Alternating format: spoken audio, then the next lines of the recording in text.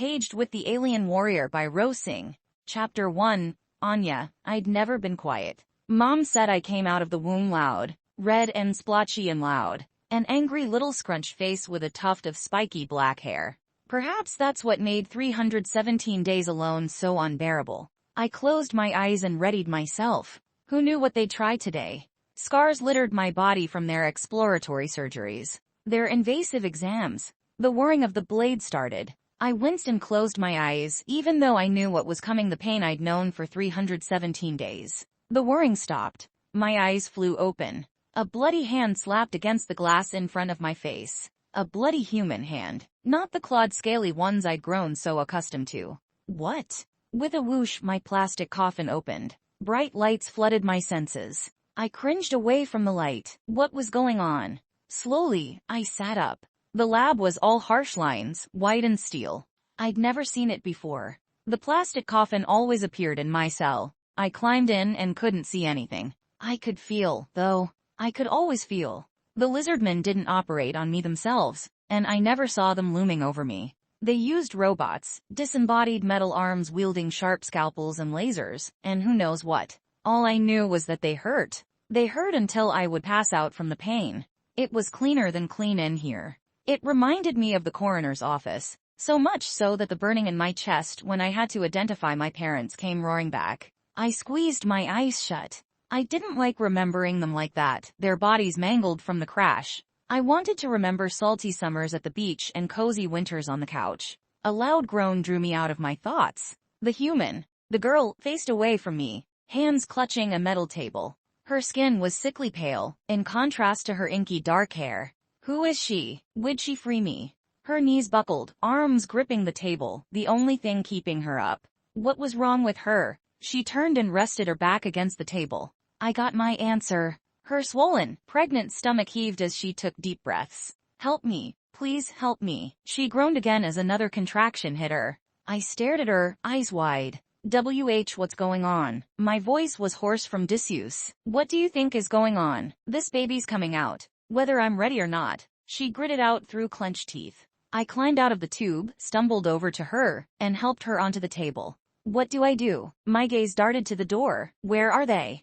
The lizardmen used to shock me with cattle prod-like sticks when I didn't get into the tube-like plastic coffin. I was sure they wouldn't appreciate whatever we were doing now. Catch the baby when they pop out of me, easy. She threw her head back and groaned as yet another contraction hit, coming closer together. They're busy with a little fire I set, she added, panting. I thought I could make it to an escape pod, but there's no time. She fisted her hands. The baby's coming now, and you need to help me. There's escape pods. I lifted my head from the drawer I'd pulled open, looking for clean towels, gauze, blankets, something. She confirmed what I'd been thinking, we weren't on Earth anymore. Those lizard men were aliens, and we were on a motherfucking spaceship. Yes, you're going to take my baby and get in one. Her gaze was fiery and determined, but undeniably tired too. What? I shook my head. Why wouldn't she take her own baby? You'll come with us. No, I won't. Her mouth flattened into a grim line. Oh no. No. I couldn't do this alone.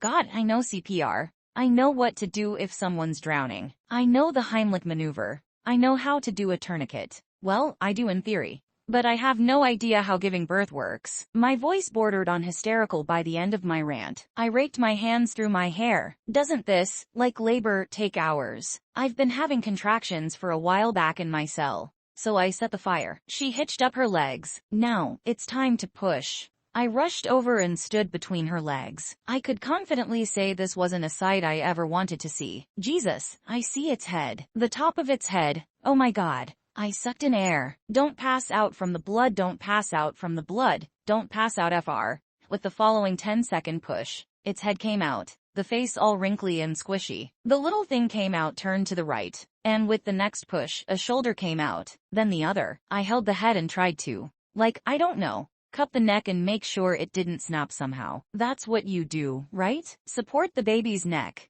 She pushed again, and I held onto the baby, trying to just let nature do its thing. Geez, it was slippery. It's a girl. She's got a vag. Did I really just say that? You betcha. The messy miracle of childbirth. The baby had a heartbeat and sounded like it was breathing. Why wasn't it crying? I mean I rifled through a drawer until I found something to clamp off her umbilical cord. I brought the baby up to Mom, which I now was calling the unnamed woman in my head. What do you want to name her? Lonnie. Lilani, my beautiful little flower. She took Lilani and held her to her chest, eyes shining with unshed tears. The baby had a tuft of golden blonde hair and bright blue eyes, which must have been from her father. Those were some dominant genes, that was for sure. I couldn't find a blanket, towels, or anything like that. But I did find a pile of cloth like the bib dentists put on you. I laid a couple down and wiped off the baby as best I could, moving quickly. My gaze darted to the door. Still no lizardmen. I went back over to them and wrapped up the baby, like a burrito. To be honest, I didn't know how to swaddle.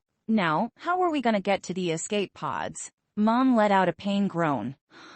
I rushed back over to her. I don't see any blood. You're not bleeding anymore. What do I do? My voice went high and panicked. Get to the escape pods, she rasped out. No, you're coming with us. I clutched Lonnie to my chest. Take Lonnie and go. Her voice was so quiet I could barely hear her. No, I'm not leaving you. I shook my head no. Take care of her. She gave me a smile, eyes serene. You're gonna be all right. I just need to. I scrambled, trying to figure out what was wrong. Did she have internal bleeding? Something else? I grabbed her hand. No, stay with me. Don't leave me. My voice cracked. Scream, she whispered as the light left her eyes. I stumbled back, still holding Lonnie, who'd chosen that moment to start wailing. Shit. An alarm started blaring, red lights flashing. I had to get to the escape pods. Caged with